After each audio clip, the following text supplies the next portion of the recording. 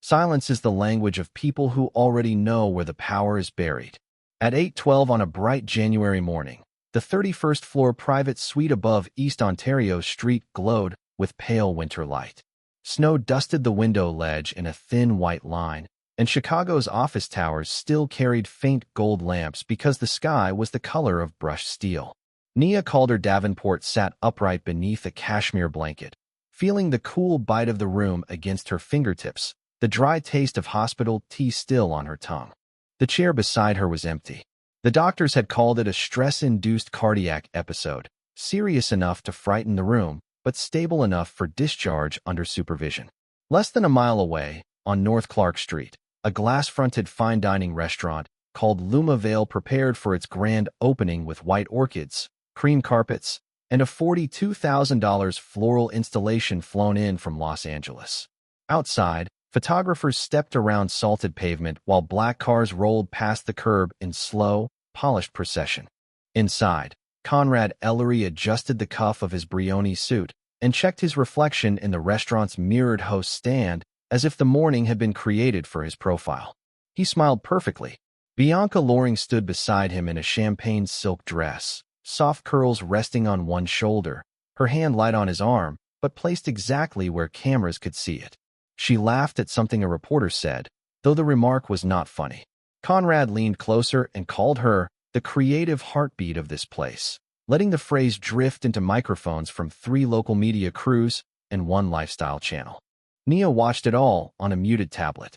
Her private nurse, Mabel Greer, had placed the tablet on the rolling tray only because Nia had asked for the news, not because either of them expected to see Conrad smiling beneath a red ribbon while his wife waited for discharge papers. The live stream label read 9:03 a.m., live from North Clark, and the comments moved faster than snow against glass. Nia did not blink. At 7:40 that morning, the physician had told her to reduce stress, confirm an emergency contact, arrange a ride home, and have a supervision note signed before noon. Conrad had received 3 calls, 2 text messages, and 1 secure notification from Calder Family Health Services. He had seen them all. He answered none of them. Choice speaks. On screen, Bianca tilted her chin toward the cameras and said every great restaurant needed a woman with vision. Conrad touched the small of her back with the kind of practiced intimacy he once reserved for donor dinners and magazine covers. A woman near the ribbon whispered that Mrs. Ellery must be proud, and Bianca's smile sharpened by half an inch. Some women are better behind the scenes, she said. Mabel's hand tightened around the medication cup. Nia lowered her eyes to the tablet's reflection and saw her own face there. Tired, elegant, unbroken, framed by the clean white collar of her robe and the dull plastic band around her wrist. Outside her window, snow moved past the high-rise glass in slow silver threads, while early office lights trembled like coins under ice. She understood the performance now. Conrad was not merely absent. He was replacing her in public, using a building she had financed, a reservation platform she had commissioned, and a vendor credit structure secured under her maiden name. In the locked Calder file waiting downtown, 3 instruments already carried her authority: the Calder Premises Sovereignty License, the Founder's Signature Revocation Instrument, and the Revenue Waterfall Recall Authority. He had mistaken quiet ownership for decoration. The tablet showed Conrad lifting the gold scissors, Bianca glowing beside him, and the red ribbon pulled tight across the restaurant doors. Nia reached forward and turned the volume back on just as the crowd began counting down from 5. Her heartbeat monitor kept a calm rhythm. The scissors closed. The ribbon fell. Nia whispered, "Noted." The ribbon landed on the polished stone threshold like a red wound no one in the crowd understood. At 9:07 a.m., Lumavail filled with applause, camera flashes, and the soft clatter of gold-rimmed coffee cups carried by waiters in cream jackets. Conrad Ellery laughed beneath the restaurant's warm pendant lights, his Brioni sleeve brushing Bianca Loring's champagne silk as if the whole room had been arranged to bless them. In the darker reflection of the hospital window less than a mile away, Nia Calder Davenport sat motionless, the tablet glow resting against her face like winter moonlight. She watched. The split screen could have been designed by fate itself. Conrad smiling under honey-colored lights while Nia remained still in a quiet corner of a white medical suite. Bianca lifting her chin toward reporters while snow pressed softly against the high-rise glass behind Nia. Guests tasting smoked trout canapes while Nia's untouched breakfast tray cooled beside a paper cup marked 8:31 a.m. The city glittered below both of them, but only one room felt honest. "He knows exactly what he's doing," Mabel Greer said. Nia did not answer because the truth required no decoration.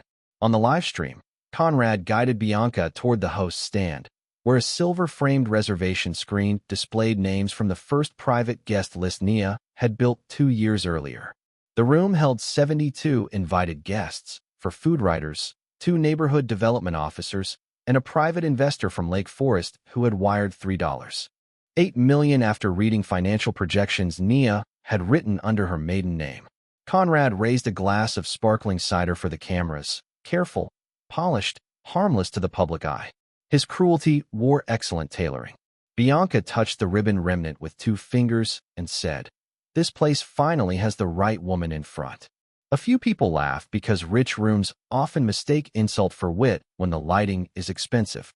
In the hospital suite, the monitor gave one steady green pulse after another.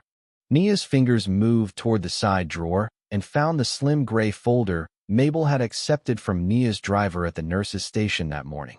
Inside lay a notarized executive summary, a secure access card from Calder Asset Holdings, and a sealed authorization page stamped with the words Calder Premises Sovereignty License. She opened it calmly. The paper made a soft sound. At 9:14 a.m., Conrad stepped into the restaurant's central dining room, where sunlight cut across the marble floor and made the wine glasses shine like small trophies. He spoke about legacy, taste, and new beginnings while Bianca stood half a step closer than business required. Behind him, the red ribbon scraps had been gathered into a shallow silver bowl near the entrance, posed for photographs like proof of conquest. Nia saw the bowl and finally understood the full shape of the insult. It was not love he had taken from her, it was authorship. Mabel set a pin on the tray beside the medication cup. "Mrs. Davenport," she said softly, using the name Nia had not heard from hospital staff all morning. Nia looked at the pen, then at Conrad's face frozen on the screen. The legal path ahead arranged itself with brutal clarity. Founder's signature revocation instrument first, revenue waterfall recall authority second, tenant image misuse forfeiture instrument before noon. Those instruments would not shout. They would simply remove every invisible beam holding his performance upright. She signed the first page with her maiden name, each letter clean and black against the white margin. The only sound was the dry scrape of the pen sealing the Calder name back into her own hand. At Lumavail, Conrad laughed again under the lights, unaware that the first signature had already moved faster than any scandal.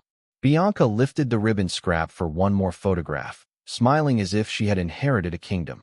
Nia placed the signed page flat on the tray, slid the hospital bracelet beside it, and watched snow blur the city into silver glass. "Let them enjoy the opening," she said. "It will be brief."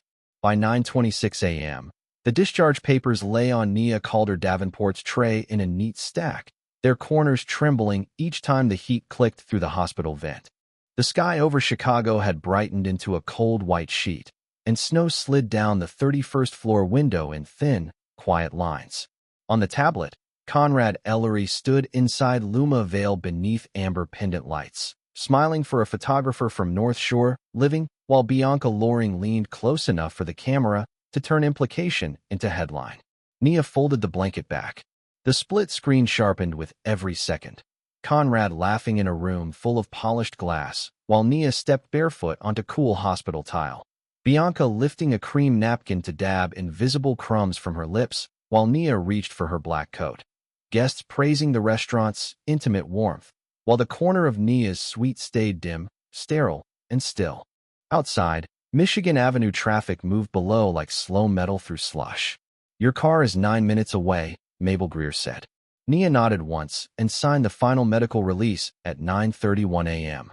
The ink looked too dark against the hospital paper, almost ceremonial. Her wristband scratched lightly against her skin as she lifted her hand, and the plastic reminded her of every unanswered call Conrad had ignored between 7:18 and 8:49. She took the small safety scissors from Mabel, placed the band against the tray, and cut through the sealed loop without hesitation. The only sound was the clean little crack of hospital plastic surrendering under the blade. At Lumavail, Conrad was taking his second round of photographs near the host's stand, his hand resting on Bianca's back as if she were part of the architecture. At the hospital, Nia placed the severed wristband beside the signed founder's signature revocation instrument and the first courier envelope addressed to Calder Asset Holdings, 401 North Wabash Avenue, Suite 2800. She slid a white note card under the band, wrote 7 words in calm black script, and left it where the morning light could touch it. Revenge is noisy. This is consequence. Mabel read it without speaking. Nia dressed slowly, choosing the red wool dress she had asked her driver to bring from home, then buttoning her black coat from waist to collar. The fabric held the faint scent of cedar, winter air, and the expensive lavender soap from the house Conrad had stopped coming home to before midnight. She looked tired, but not small. At 9:43 a.m., a hospital administrator entered with a polished apology about the absent spouse line on the form. Nia corrected the record with a steady voice, naming herself as the sole authorized signatory under the Calder Medical Custody Directive and the Spousal Access Limitation Addendum. The administrator stopped smiling. On the live stream, Bianca was now speaking beside a display of white orchids, telling a reporter that Lumavail represented reinvention, freedom, and feminine taste. In the shadowed corner of the hospital suite, Nia closed the gray folder containing the tenant image misuse forfeiture instrument and pressed the metal clasp down with 2 fingers. The only sound was the sharp click of the clasp locking a roomful of consequences into place. She left no perfume cloud, no raised voice, no shattered scene for nurses to remember. She thanked Mabel by name, settled the $18,640 private suite balance through Calder's medical account before anyone could ask Conrad for approval, and walked through the side corridor away from the visitor elevators.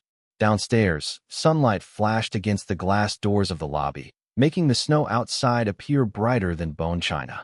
Less than a mile away, Conrad toasted under warm lights, surrounded by applause he believed belonged to him. In the hospital's quiet rear entrance, Nia stepped into the back seat of a black Cadillac waiting at the curb, her red dress visible for 1 second before the door closed. Calder Asset Holdings, she told the driver. The car pulled into traffic at 9:51 a.m., leaving 2 narrow tracks through the salted snow, and behind her, on the empty hospital tray, the cut wristband rested beside the note like the first piece of evidence. At 10:08 a.m., the Cadillac stopped beneath the smoked glass entrance of Calder Asset Holdings at 401 North Wabash Avenue, where the river below carried broken plates of winter ice between the towers. Nia Calder Davenport stepped out into bright snow glare, red dress hidden beneath her black coat, one hand steady on the gray folder that held more force than Conrad Ellery's entire press line. Above her, the building's lobby lights shone clean and silver, while across town Lumavail glowed with warm bulbs, cream walls, and cameras still hungry for a perfect opening day story. Nia walked in alone. The split screen widened like judgment, Conrad laughing beneath honey-colored restaurant lights while Bianca Loring lifted a tiny espresso cup for photographers. Nia entering a quiet private elevator while city light cut across her face in cold white stripes. Guests praising the saffron risotto, while the woman who controlled the floor beneath their shoes rose silently towards Suite 2800.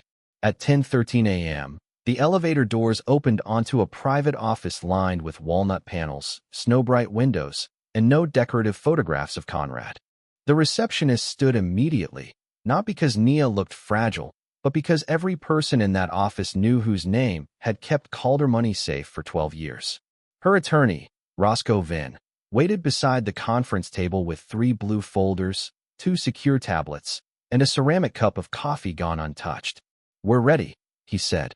Nia removed her coat and sat at the head of the table. On the wall screen, a silent feed from Lumavail showed Conrad standing near the marble bar, one hand in his pocket, giving a charming answer about legacy to a reporter from Chicago table. In the shadow of the Calder conference room, Nia opened the first folder and saw the building map, the tenant ledger, the original acquisition note for $18.7 million, and the digital seal of the Calder premises sovereignty license. The room smelled of paper, cedar, and winter wool. Roscoe tapped the first tablet and explained that Lumavail's operating rights were not permanent ownership, not even close. They were conditional access layered beneath the tenant image misuse forfeiture instrument, the venue reputation preservation covenant, and the revenue waterfall recall authority. Conrad had signed the summary page, praised the font, and left the machinery to her. Nia looked at the screen, where Bianca was now touching the red ribbon scraps arranged in a shallow silver bowl as though they were wedding flowers. Begin with authorship, Nia said. Roscoe slid forward the founder's signature revocation instrument at 10:21 a.m. The document withdrew Nia's name, projections, personal credit history, and Calder-backed underwriting from every investment memo tied to Lumavail, including the $3.8 million Lake Forest placement and the $920,000 vendor credit extension arranged through Northbridge Hospitality Finance. Nia signed once. The only sound was the firm stroke of black ink cutting her name free from his borrowed empire. At Lumavail, Conrad laughed under the pendant lights, unaware that his financial spine had just been pulled from the body of the restaurant. In the darker side of the Calder room, Nia stayed still, watching snow press against the glass behind her like ash made clean. Roscoe opened the second folder, source code custody reversion schedule, covering the reservation engine, VIP seating logic, supplier calendar, guest spend analytics, and the back-office dashboard Bianca had bragged about but could not operate. Nia remembered building the first model at 2:17 a.m. in their old apartment before Conrad ever learned how to pronounce private equity with confidence. She did not smile. At 10:29 a.m., she signed the reversion page and authorized Calder's digital custodian to freeze administrative access within 45 minutes, using the back-end keys registered to Calder Infrastructure Services 2 years earlier. The only sound was the small metallic tap of Roscoe's seal pressing Calder authority into the page. On screen, Bianca leaned toward a food writer and called the platform, "Our little secret weapon." In the conference room, Nia closed the folder with 2 fingers. "No," she said softly. "Mine."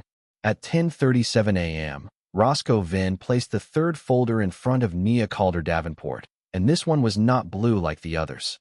It was deep green, the color of old money, held shut by a narrow brass latch and marked only with her maiden name, Calder. Outside the 28th floor windows, the Chicago River moved beneath a skin of broken ice, and sunlight flashed off the towers like cold blades turned harmless by distance.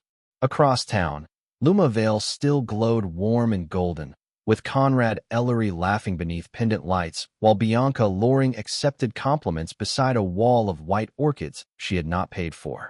Nia touched the latch. The split screen became almost cruel, Conrad smiling under expensive lighting while Nia sat in the darker side of the Calder conference room. Bianca posing with a ribbon scrap, while Nia opened a fund ledger built from years of invisible labor. Guests praising the velvet banquettes, while the woman who owned the capital structure read the hidden line that could change its purpose before lunch. Roscoe slid a tablet toward her and said the Calder Women's Recovery Trust lockbox had been dormant since 2019. The account held $26.4 million in protected reserves, originally designed for emergency relocation, legal counsel, medical continuity, and business recovery for women cut out of shared enterprises. Conrad had used its existence as quiet collateral for prestige lending, assuming Nia would never activate it because women like her were trained to preserve rooms, not reclaim them. He was wrong. At Lumavail, Conrad lifted a plate of citrus-cured salmon for a camera, joking that success required taste and timing. In the Calder office, Nia read the lockbox activation memorandum, the beneficiary access priority schedule, the independent counsel funding authority, and the distressed founder equity shelter. The coffee on Roscoe's side of the table had gone cold, and the scent of cedar in the room felt steadier than any apology Conrad might someday offer. "Use my name," Nia said. Roscoe looked up. "Calder House?" he asked. She nodded once.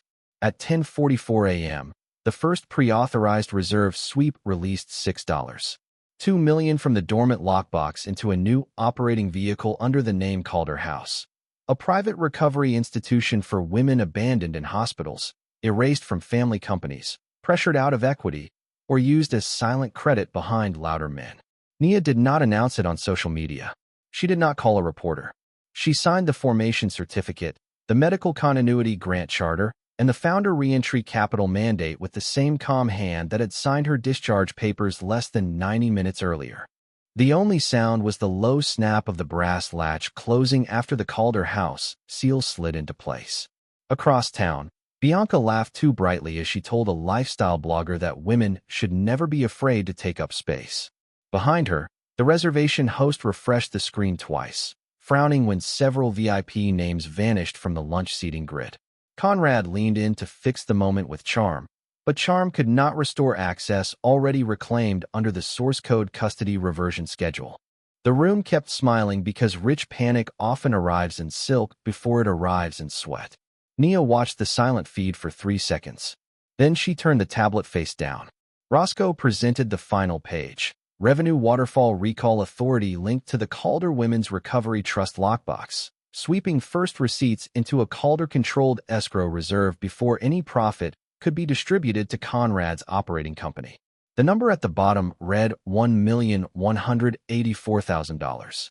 Snow brightened outside the glass, covering the city's hard edges in white, while the office lights reflected softly on Nia's red dress.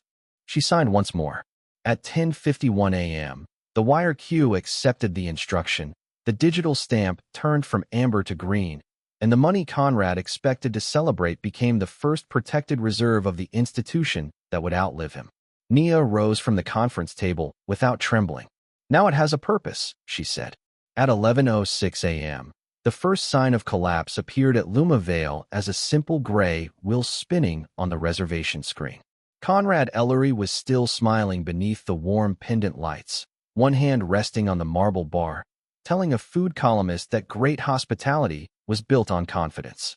Bianca Loring stood beside him in champagne silk, bright as a photograph and empty as one, lifting her face toward the camera while snow shone through the front glass behind her like powdered glass.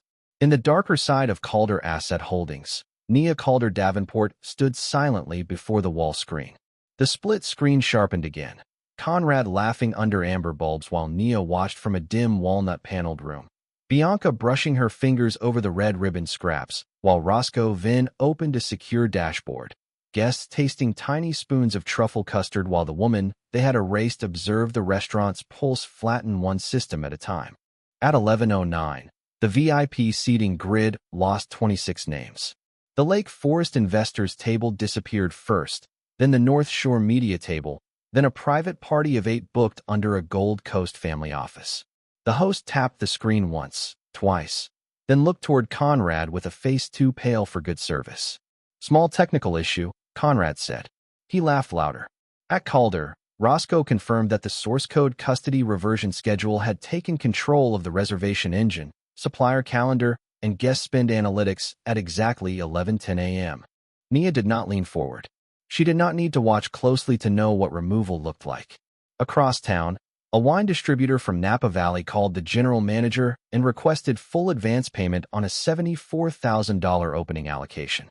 A linen vendor from Milwaukee froze the second delivery under the venue reputation preservation covenant. Northbridge Hospitality Finance sent a priority notice suspending the $920,000 vendor credit extension because the founder's signature revocation instrument had severed Nia's underwriting history from Conrad's presentation materials. The room began to cool without the temperature changing. Bianca asked whether the cameras were still pointed at her. Conrad turned slightly away from the reporter and checked his phone for the first time that morning.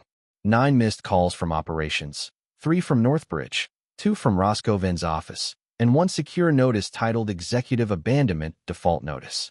His jaw moved, but no words came out. In the darker corner of Calder's conference room, Nia sat down, folded her hands, and watched sunlight strike the river ice below 401 North Wabash. The office air stayed dry and still, carrying only the faint scent of paper and winter wool. On the screen, a server tried to pour sparkling water into a glass, but his hand trembled just enough for the liquid to strike the rim and spill onto the white tablecloth. The only sound was the brittle tap of the reservation tablet settling against the marble host's stand as the frozen screen went black. Conrad heard it. So did Bianca. So did every investor close enough to understand that expensive silence has a smell, and it smells like money leaving the room. At 11:18 a.m., the first partner walked out through the glass doors, passing beneath the flowers without touching his coat buttons. Then a lifestyle producer stopped filming and lowered her camera.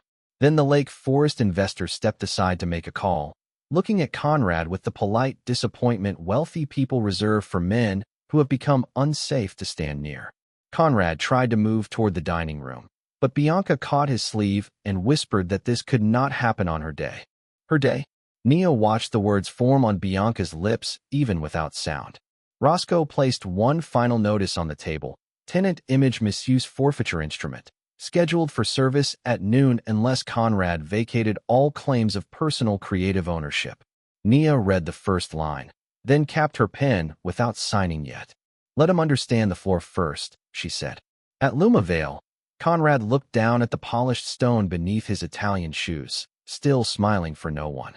For the first time that morning, he seemed to wonder who owned what he was standing on. At 11:32 a.m., Bianca Loring stopped pretending the room still belonged to her. The champagne silk of her dress caught the restaurant lights beautifully, but her face had changed into something sharper, thinner, and less expensive than the fabric. Conrad Ellery stood near the marble host stand with his phone pressed against his ear, still wearing the smile of a man trained to survive photographs, while behind him the reservation screen remained black and useless. In the dim Calder conference room, Nia Calder Davenport watched without moving. The split screen was merciless, Conrad laughing too loudly beneath warm lights while panic gathered at his collar, Bianca shining in cream silk, while her voice grew brittle near the orchids. Nia sitting still in the shadowed half of Suite 2800, while snow brightened the glass behind her like a clean verdict. At Lumavail, a sous chef crossed the dining room with his apron folded over one arm and whispered to the general manager that the supplier calendar had locked them out of the second lunch service. A private banker from Northbridge left through the front door at 11:35, passing the red ribbon scraps in the shallow silver bowl without looking down. Two food writers exchanged glances, and one quietly changed her headline from Chicago's newest power table to opening day questions at Lumavail. The room felt the shift. Bianca pulled Conrad aside near the bar, not far enough from the cameras to disappear, but far enough to let anger show. She asked why his wife still had access, why the software did not belong to him, why the building had Calder's signatures buried under the tenant layer. Conrad said Nia handled technical matters because she liked details. Bianca stared at him as if detail were a disease. "You told me this was ours." Across town, Roscoe Venn placed the tenant image misuse forfeiture instrument before Nia. Its first page marked 11:40 a.m., with service scheduled through a uniformed courier already waiting in the lobby. The document cited unauthorized personal publicity, reputational misuse of premises, misrepresentation of creative authorship, and financial dependency concealed beneath borrowed Calder authority. It was not dramatic. It was worse. Nia read the final paragraph and saw the phrase venue possession suspension trigger printed in clean 12-point type. At Lumavail, Conrad tried to call her. The phone rang once in the Calder room, visible on the table between the green folder and the sealed copy of the Revenue Waterfall Recall Authority. Nia looked at the name, then turned the phone face down. The only sound was the soft thud of glass meeting walnut as his call became irrelevant. Bianca saw Conrad's failed call and lost the last of her polish. She told him she had not signed up to have the entire opening controlled by a woman who was supposed to be recovering quietly. She said it loudly enough for the general manager to hear, loudly enough for the nearest investor to turn his head, loudly enough for the lifestyle producer to lift her camera again without meaning to. Conrad whispered her name with warning in his voice. She did not stop. In the Calder office, Nia did not flinch at the phrase sick woman. Mabel's words from the hospital returned with quiet precision, and Nia let them pass through her without becoming pain. The city below flashed with noon traffic, yellow cabs cutting through gray slush, office windows glowing above the river like coins behind ice. Roscoe asked if she wanted to delay service until Conrad's attorneys responded. Nia picked up the pen. At 11:47 a.m., she signed the tenant image misuse forfeiture instrument, then the venue possession suspension trigger, then the emergency operator substitution notice assigning interim administrative oversight to Calder Asset Holdings until the misuse review closed. The only sound was the heavy stamp of the Calder seal landing on the final page like a door closing inside a vault. At Lumavail, the courier entered 6 minutes later in a dark overcoat dusted with snow. Conrad tried to keep smiling under the warm lights, but the smile had nowhere left to stand. Bianca stepped back from him, suddenly distant, suddenly innocent, suddenly searching the room for a camera that could still make her look chosen. Nia watched the envelope touch Conrad's hand on the silent feed. "Now he knows," she said. 3 years later, at 10:02 a.m. on a clear February morning, the same building on North Clark Street no longer carried the name Lumavail.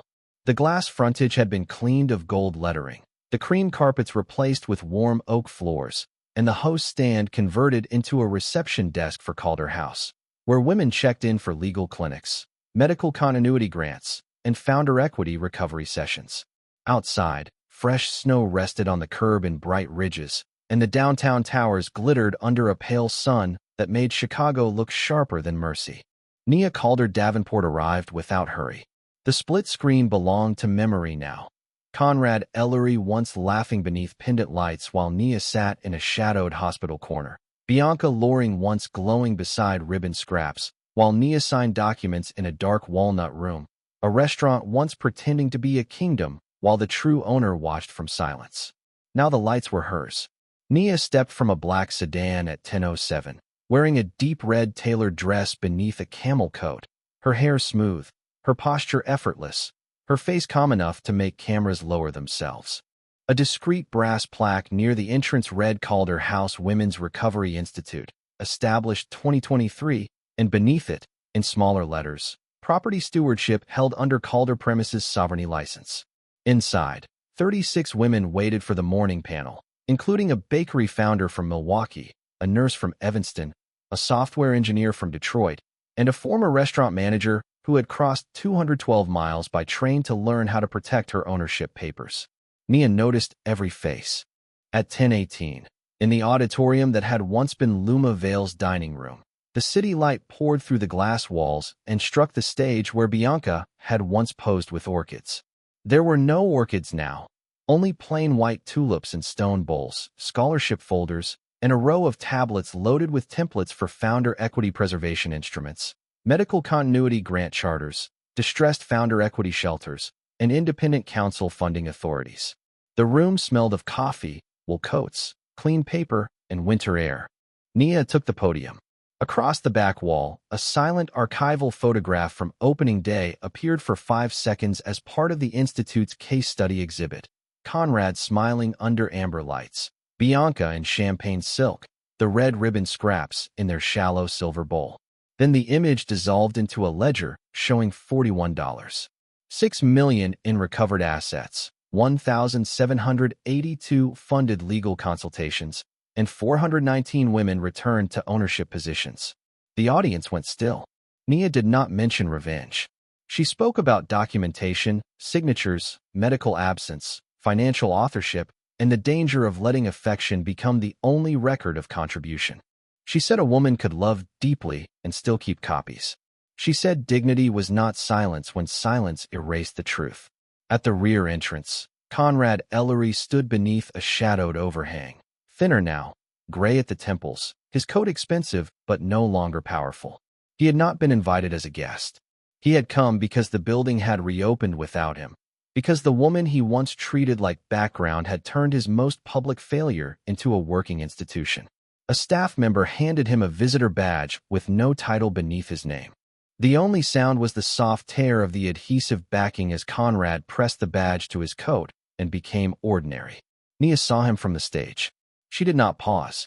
She finished the panel at 11:04, signed 6 scholarship approvals under the Calder Women's Recovery Trust lockbox, and placed the last folder into the hands of a young founder whose company had been taken from her by a partner with better manners than morals. Outside, snow flashed against the windows like white fire, and the high-rise windows still held pale reflections in the morning glass. Conrad waited near the old bar, now a legal intake counter. Nia walked toward him slowly, not because she owed him the moment, but because she no longer feared it. Conrad Ellery waited beside the old bar that was no longer a bar, his fingers resting on the edge of the legal intake counter, as if polished wood could steady what pride had ruined. At 11:12 a.m., sunlight poured through the glass frontage of Calder House and struck the floor where Lumavail's ribbon had once fallen, turning the warm oak boards almost gold. Outside, snow lay clean along North Clark Street, and the high-rise windows across the block held pale winter reflections like small witnesses that had refused to forget. Nia Calder Davenport stopped 3 feet from him. The split screen had finally closed. There was no more Conrad laughing under restaurant lights while she sat in a shadowed hospital suite. No more Bianca posing in champagne silk while Nia signed documents in silence. No more borrowed stage, borrowed capital, borrowed woman, borrowed building. Everything beneath their feet now answered to Calder House.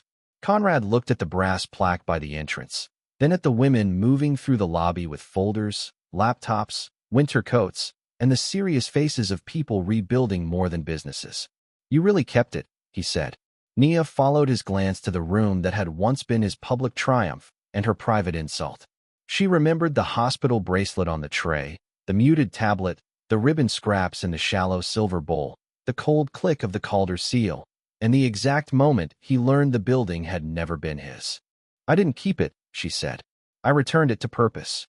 Conrad swallowed, and for once there was no camera to reward the pain on his face. He said he had lost the restaurant, the investors, the public trust, and most of the friends who used to crowd around him when his name opened doors. He admitted that Bianca had left 6 weeks after the collapse, when interviews stopped coming and debt notices started arriving by courier instead of invitation. He said he had misunderstood things, then stopped when Nia's silence made the word feel too small. He tried again. He said he had mistaken her quietness for dependency, her grace for weakness, and her work for something a husband was allowed to spend. Nia listened without interrupting. Behind her, a young founder signed an independent counsel funding authority at the reception desk, and the pen made a small determined sound against the paper. Conrad looked toward it, then back at Nia. "Can we begin again?" he asked. The words entered the bright room and found no place to sit. Nia did not hate him anymore, and that was the part he had not prepared for. Hatred would have meant a thread still tied them together. Anger would have given him proof that he remained important enough to disturb her peace.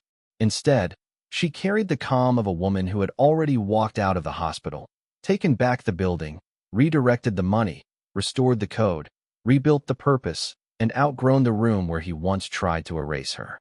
"I forgive you," she said, and Conrad's eyes lifted with a hope too late to be useful. But forgiveness is not a lease renewal. It is not a board seat. It is not a key back inside. The winter sun brightened across the plaque near the entrance, and for a moment the letters of Calder House shone clearly enough to be read from the sidewalk. Nia reached into the folder in her hand and placed a final document on the counter. Permanent venue reassignment notice, transferring the former restaurant space into protected institutional use under the Calder Women's Recovery Trust lockbox. Conrad read the first line, then the last, and understood that the building was not merely taken from him. It had been made impossible for him to misuse again. The only sound was the smooth slide of the signed notice across the counter, ending the last fantasy he still held. He looked smaller after that, not because Nia had diminished him, but because the borrowed architecture around him had disappeared. She stepped past him toward the auditorium, where women were waiting to learn how to protect their signatures, their health, their ownership, and their names. Conrad whispered her name once more, almost gently. Nia turned back, beautiful, composed, and free beneath the clean winter light. The building remembers. Sometimes justice does not arrive as noise. It arrives as ownership, as memory, and as the quiet return of power to the hands that built the foundation. The room that once displayed her humiliation became a doorway where others learned to stand. This story is a fictional narrative created for entertainment, reflection, and educational purposes. Any resemblance to real people, places, or events is purely coincidental.